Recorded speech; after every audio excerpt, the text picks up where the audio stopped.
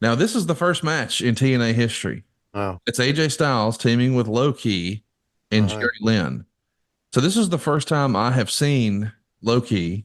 Mm-hmm. I'd heard about him and what a phenomenal performance he made in Ring of Mm-hmm. Honor in February of this year.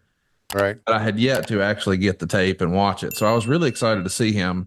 I knew all about Jerry Lynn, of course. I was a big ECW guy, and I know he had a cup of coffee in some other places as well. But AJ Styles is undoubtedly going to become the biggest star of this trio. But take a look at who they're wrestling. Okay. This is a TNA classic. The Flying Elvises. That's Estrada, Sonny Siaki, and Jimmy Wang Yang. The Flying Elvises.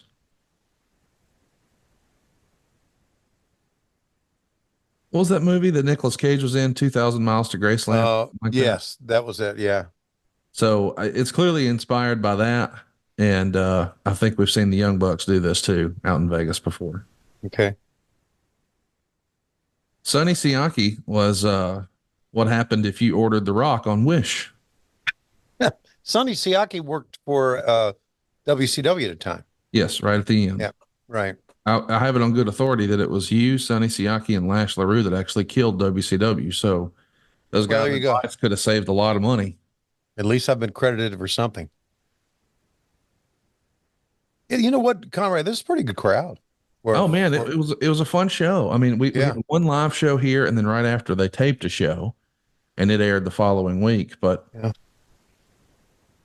really fun, really cool. And believe it or not only was the first TNA show in Huntsville, Sting's last appearance in TNA, also in Huntsville. Wow. Hey, what do you make of WWE doing their best Forbidden Door of sorts, where they're allowing AJ Styles to wrestle for Noah, and you're starting to see some TNA performers appear on NXT and some NXT performers appear on TNA.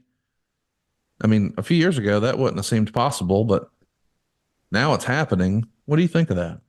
I'm not familiar with what's going on. You're telling me news I haven't heard of. So I love that about you. You just stay in your lane and handle yours, and yeah. everything Well, else is where it is. because what they do does not impact me at all. It may People may say, "Well, yes, it is because there's a war going on, and There's you're no competing war.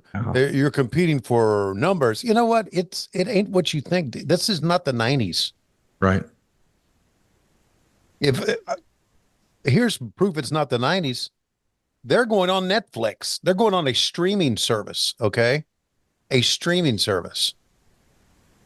So, oh, got a dog here. What's she doing? Uh-oh. See them fighting? There. I mean, not they're not fighting. They're playing. They'll do this for hours, just hours and hours and hours. Just play. Just play, just wrestle with each other. Man, that's cool. Yeah. Anyway, so I don't know what they're doing. I don't really. You should. If you get tied up into what they're doing, you're focusing on the wrong thing. You need to focus on your shit. At least from my perspective. Okay. No, I get that. Like Yeah. I've seen I've heard people say that as a musician, they don't listen to other people's music, and I always thought that was kind of weird. Right. But I think the idea is they don't want to accidentally be inspired and or copy and or rip off. But I don't know. Right.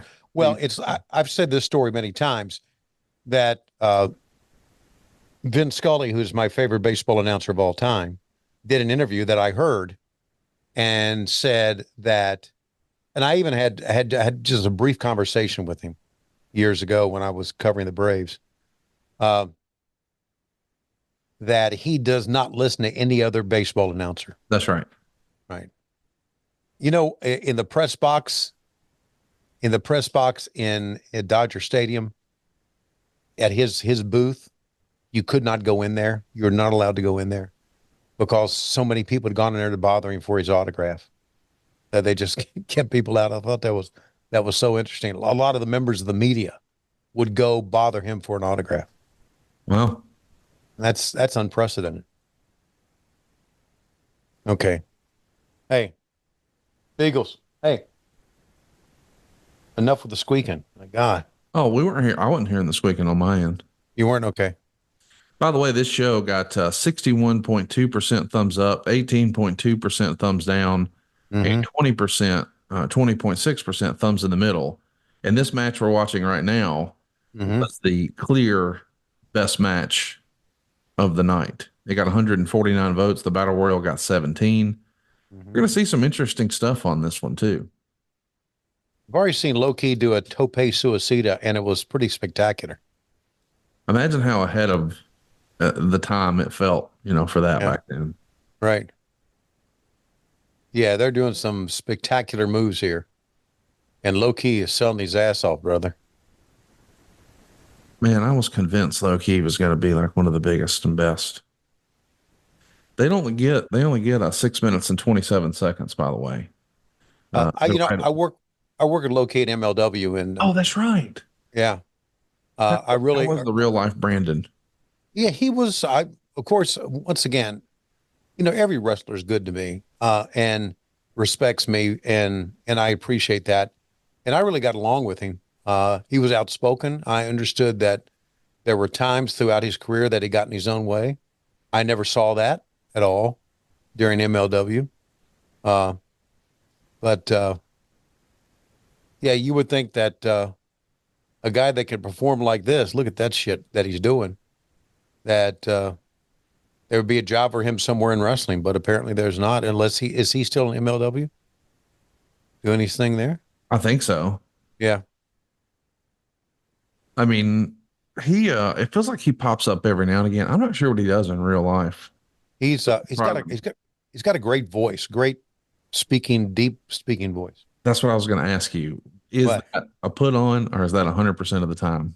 no, that's 100%. That's how he talks. Yeah. And young AJ Mr. Styles, man. Mr. Schiavone, Yeah. it is an honor to meet you, sir. Yeah, I thought it was different than that. It was more like a look at that I can't legs. do his voice, but yeah. Yeah. I mean, it was guttural though. Right.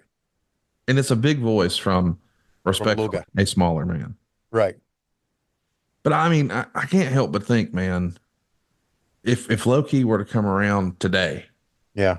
boy, he would have been an even Yes. bigger star. Of course. At the time, I just think, for better or worse, people were still more focused on size then than they are now, Right. which was always crazy to me because you go back to like the 70s and certainly the 80s, man, the more entertaining boxing matches were the lighter fighters. I mean, they would just go and go and go and Of go. course. Of course. Certainly, people love to see the knockouts for the heavyweights, but man, those lighter weight boxers were just so much more entertaining to watch. This is really a kick-ass opening match.